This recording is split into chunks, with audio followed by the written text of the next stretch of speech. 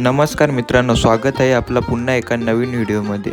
तर आज आपण जाणार आहोत आजोबा पर्वताला एक्सप्लोअर करण्यासाठी. म्हणजेच आपण आज त्रेतायुगाशी संबंधित म्हणजेच रामायणकालीन काही वास्तू व इतिहास या व्हिडिओच्या माध्यमातून बघणार आहोत. तर व्हिडिओ शेवटपर्यंत नक्की बघा.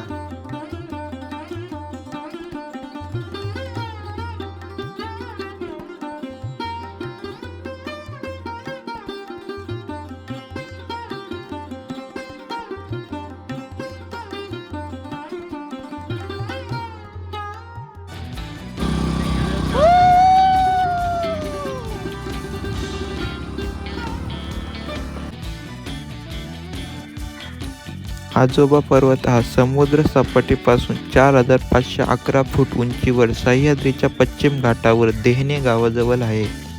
आपण आजोबा पर्वतावर जाताना लेफ्ट साईडलाच आपल्याला एक मार्ग जातो. तो सीतामातेच्या हाताचा ठस्याकडे मार्ग जातो. हा ठसा सीतामाता गर्भावस्थेत असताना इथे आली होती.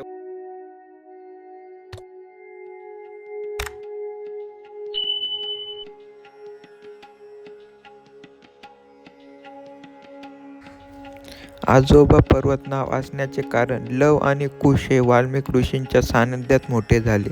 त्यांच्यासाठी वाल्मिक ऋषी हे आजोबासारखे होते आणि त्यांची जागा म्हणून या पर्वताला आजा पर्वत किंवा आजोबा हिल्स असे म्हणतात. आजोबा पर्वत म्हणून ओळखले जाणारे वाल्मिक आश्रमात सीतामाई जिथे राहत होती आणि तिथे लव कुशांचा जन्म झाला. तिथे एक समर्पित गुहा आहे.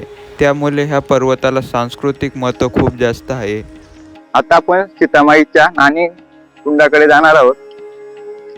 जोडीला आपला मनीष आणि शुभम आहेत. बघा इथे पायरी मार्ग पण आहे.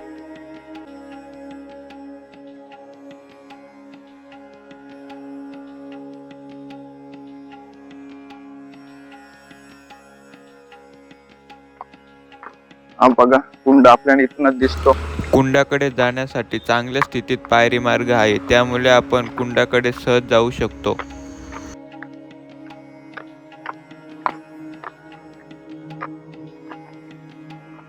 पिण्याचे पाणी पिण्याचे पाणी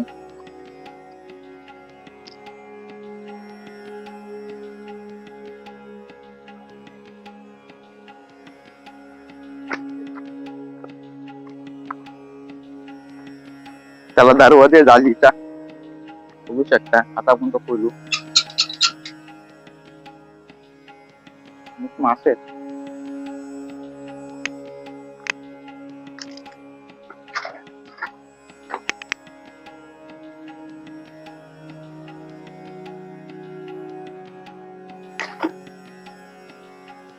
पाण्यामध्ये मोठमोठे मासे आणि बेड काही.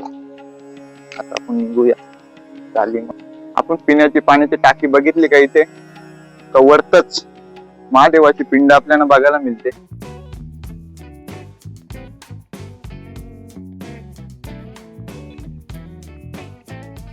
अजून बंद करू. आता इथंच आपल्याला स्नानगृह दिसतो. कुंड, स्नान कुंड. हा बघा भरपूर पाणी आहे. पाणी इथून येतो. हा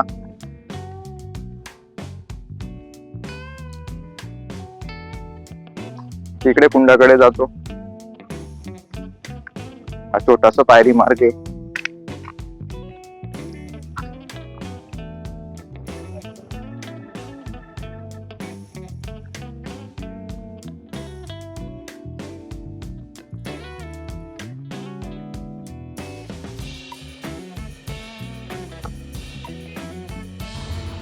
या कुंडाला सीतामातेची नाणी यासाठी म्हणतात की सीतामाता या ठिकाणी स्नान करण्यासाठी येत होत्या. या ठिकाणी वर्षाचे 12 महिने गोमुखातून पाणी वाहत असते.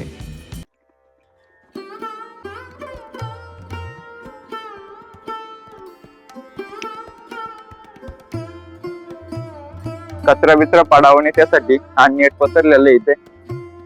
आता आपण आलेल्या मार्गाने तिकडे जाऊ वरत. हा बघा पायरी मार्ग आहे छोटासा.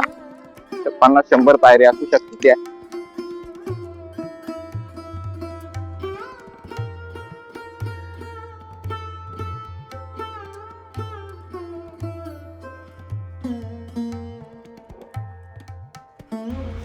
आश्रम परिसरात घनदाट जंगल, शांतता, पक्ष्यांचा किलबिलाट, थंड हवा अशा प्रसन्न वातावरण अनुभवायला मिळतो.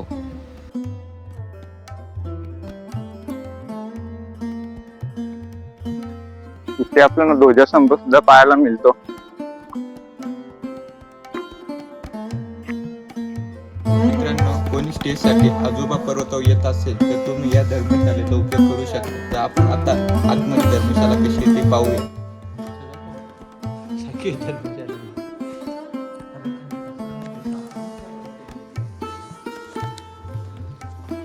धर्मशाला तुम्ही बघू शकता. आता धर्मशाळेची अवस्था एकदम खराब आहे, कारण की प्रत्येक प्लेअरवर नावाशी कोरलेली लिहिलेली आहे. त्याच्यामुळे भरपूर कंडिशनमध्ये धर्मशाळा, पण पूर्ण स्ट्रक्चर लाकडाचं आहे. तुम्ही बघू शकता. आता मला वरतं घेऊन जातो, बघा कसं आहे. आता एक फली तुटलेली आहे, सावकाश जावं लागणार आहे आपल्याला. वरतं खूप भारी आहे, तुटायचा नाही ना, खूप मस्त आहे धर्माची.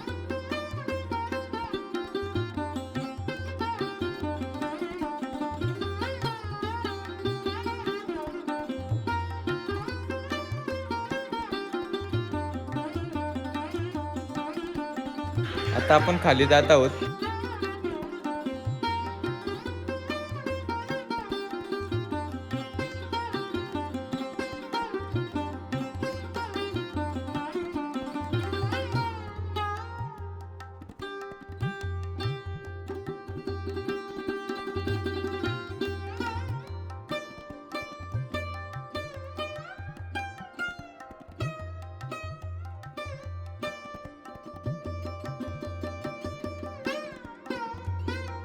व्यवस्थित ओके झाला आता. ओके.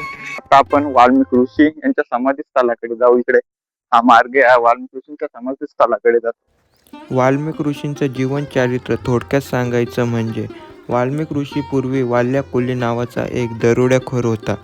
तो घनदाट जंगलातून जाणाऱ्या लोकांना लुटून आपल्या कुटुंबाचा उदरनिर्वाह चालवायचा.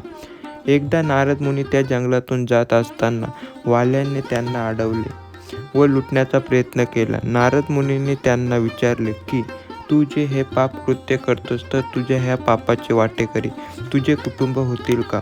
वाल्यांनी घरी जाऊन विचारले असता कुटुंबाने नकार दिला.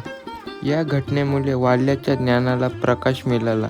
त्याने नारद मुनींना शरण जाऊन मुक्तीचा मार्ग विचारला.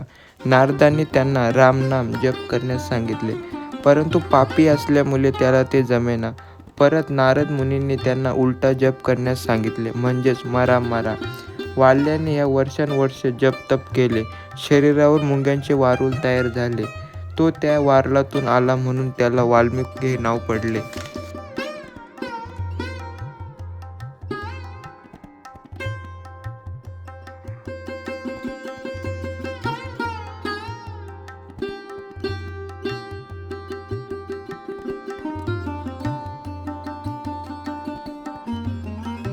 दर्शन घेऊन आलो का आपण समाधी स्थळाकडून, आपल्याला समोरच मंदिराच्या समोरच समाधी स्थळाच्या काही शिलालेख पाहायला मिळतात. आश्रम परिसरात रामायणकालीन काही विरगल बघायला मिळते, जे चांगल्या प्रकारे जतन केले गेले आहेत.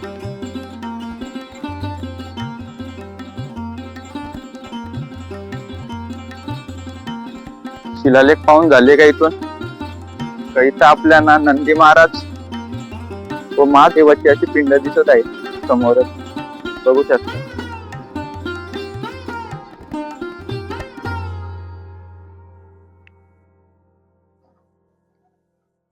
इकडेच आपल्याला बालयोगी नागेंद्रनाथांची यांची समाधी पण दिसत आहे.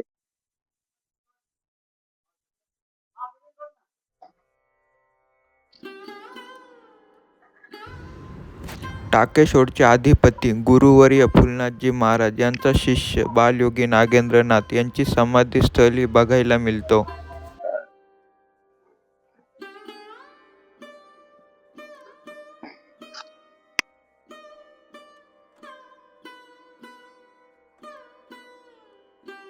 आता आपण नागेंद्रनाथ आणि वाल्मिक ऋषींची समाधी बघितली का? त्याच्या समोरच या साईडला लगेच महादेवाची पिंड पाहायला मिळते आपल्याला.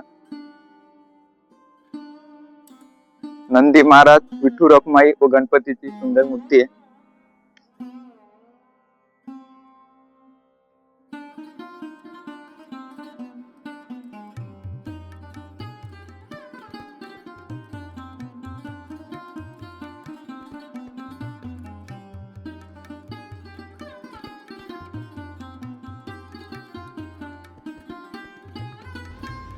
ही महादेवाची पिंड खूप प्राचीन असून इथे आपल्याला गणपती, विठू माऊली यांची काही मूर्ती बघायला मिळतात.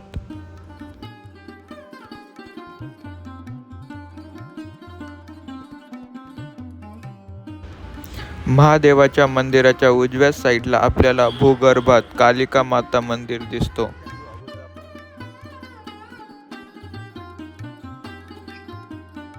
पायरी मार्ग पण आहे आत जाण्यासाठी.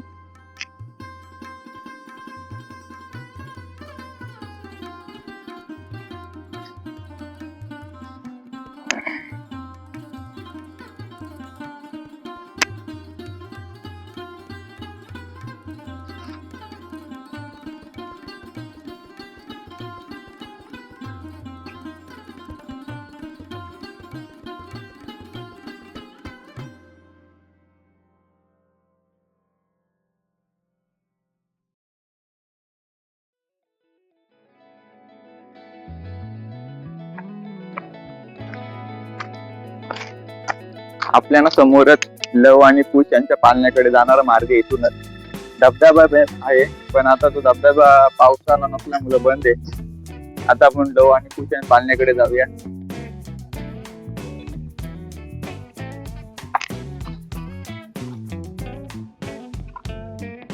तुझ्या समाधी स्थळाच्या मागूनच रस्ते लव आणि कुश पालण्याकडे जाण्यासाठी. हे बघा, आपल्याला इथं असं बॅनर पण दिसतात, पोस्टर आहेत.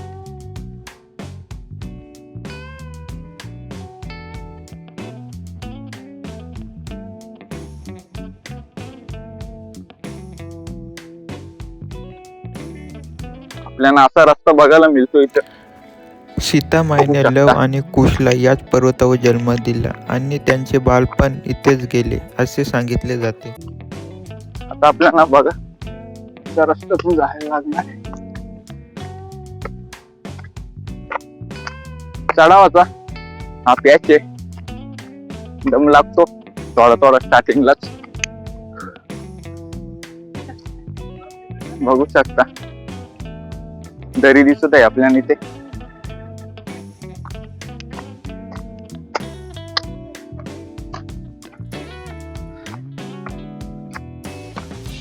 दगड पण खूप मोठे मोठे आहेत इथे.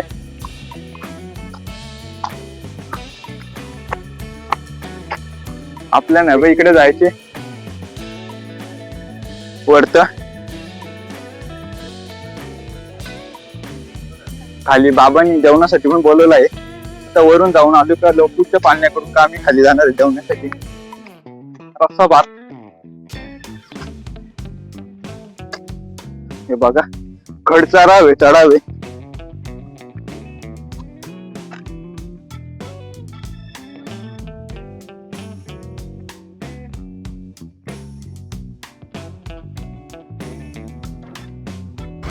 लव आणि कुश यांच्या पालण्याकडे जाणारी वाट रिस्की नाही, पण थकवणारी नक्कीच आहे.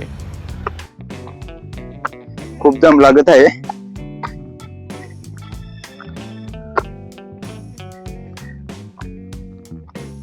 जरा वर बसतो, थोडा पाणी बिणी पितो.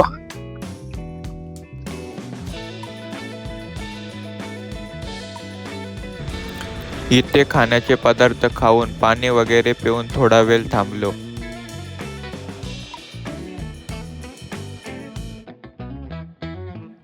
चढा एकदम खरे.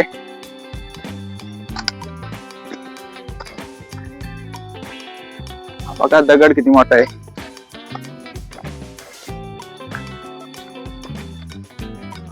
इथून पण पावसाळ्यात कदाचित धबधबा वाहत असेल.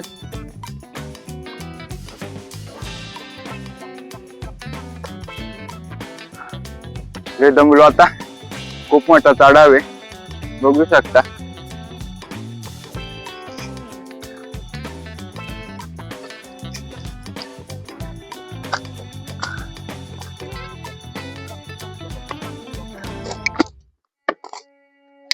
पडता पडता वाचलोय. बेकार काम झालंय. पर्वताच्या परिसरात आपल्याला धबधबे, जंगल इथे अनेक प्रकारचे विषारी साप पाहायला मिळतात. पूर्ण पायवाट स्लिप आहे, माती आहे, त्यामुळे पाय स्लिप होतात.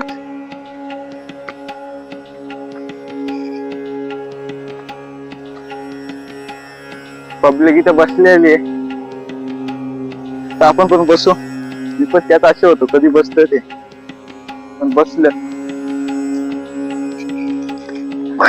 गावात.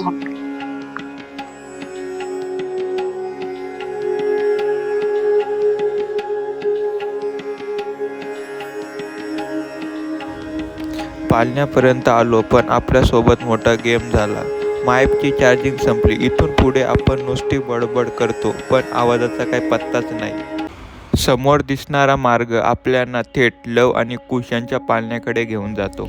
डोंगराच्या मधोमध आपल्याला गॅप बघायला मिळतो. या जागेवरच्या थंड वाऱ्यामुळे आपला थकवा काही क्षणात दूर होतो.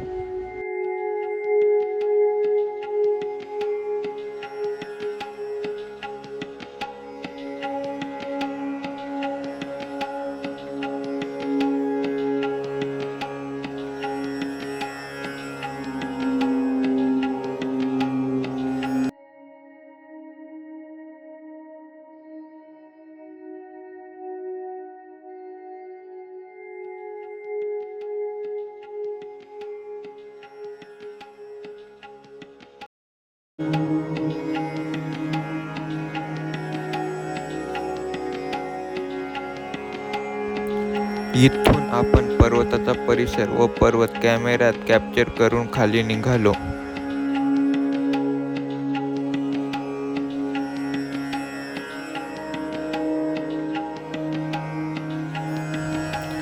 आपण राईट साईडच्या डोंगरावर चढलो खरा, पण आपल्याला काही टाक्या नजरेस पडल्या, ज्या डोंगराच्या आत लपल्या होत्या. आपण वर गेल्याशिवाय एक्झॅक्ट लोकेशन आपल्याला दिसलाच नसता.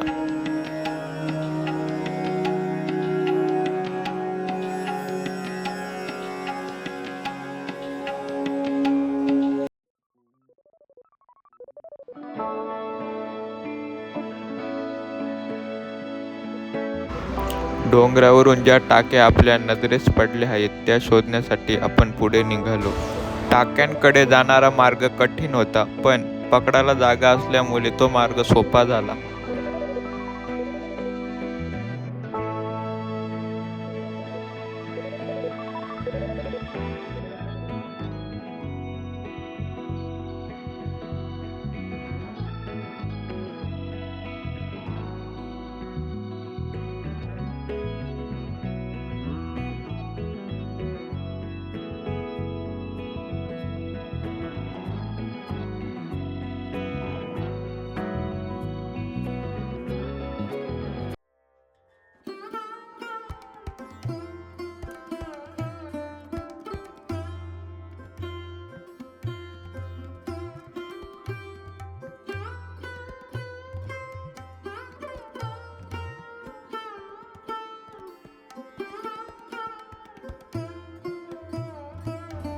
नक्की माहीत नव्हता की इथे पाण्याच्या टाक्या आहेत. गेल्यावर समजलं की पाण्याच्या टाक्या आहेत.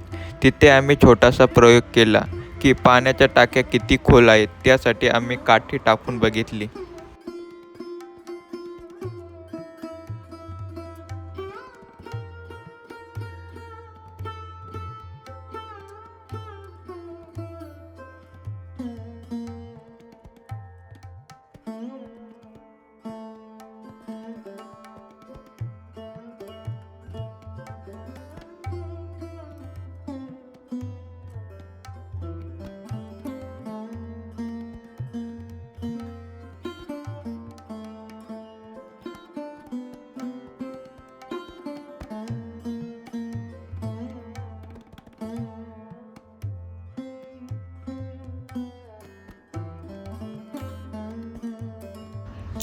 पुन्हा आम्ही लव आणि कुश यांच्या पालण्याच्या दिशेने निघालो. जाण्याचा पायरीमार्ग कातलकोरीव होता. काही ठिकाणाच्या पायऱ्या तुटल्या देखील होत्या.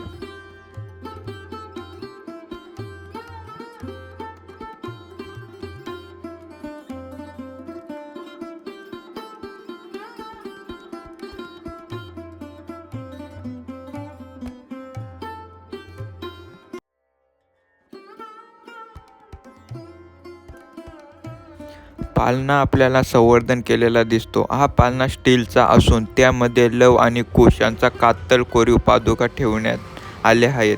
साईडला आपल्याला लाकडी जुना पाळणा देखील दिसतो. असेही म्हणतात की मुघलांनी हिंदूंची पवित्र स्थळे बेचिराख केली, त्यामध्ये लव आणि कुश यांचा पाळणा देखील गेला असावा. रस्त्याच्या साईडला खोल दरी असल्यामुळे संरक्षणाच्या दृष्टीने रेलिंग लावले आहेत.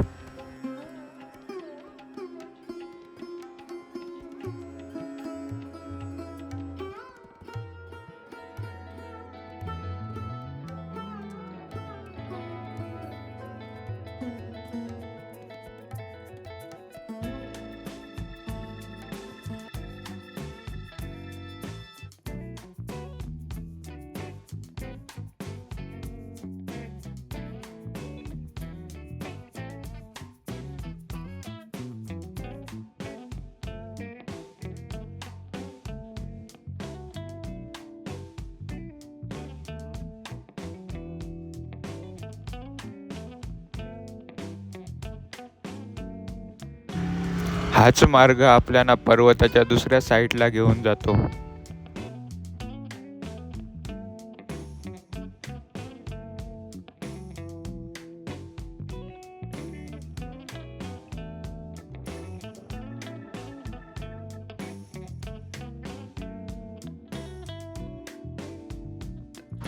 आपल्याला इथून सह्याद्रीच्या पर्वतरांगेचं सुंदर दृश्य बघायला मिळतो.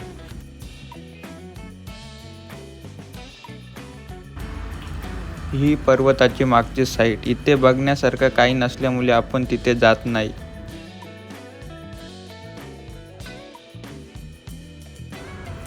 भगवा ध्वज खाली पडला आहे. तोच व्यवस्थित करण्यासाठी मनीष तिथे गेला आहे.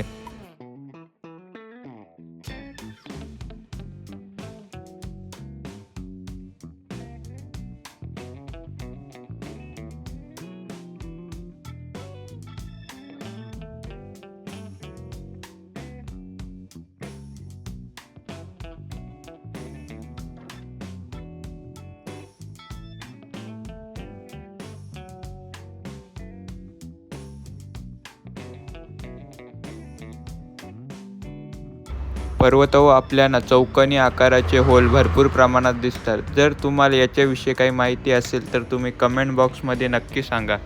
तर व्हिडिओ आपण इथेच संपवतो. जर व्हिडिओ आवडल्यास लाईक, शेअर व व्हिडिओ कशी वाटली ही कमेंट बॉक्समध्ये नक्की सांगा. नाव होऊ शकला तर सबस्क्राईब करायला विसरू नका.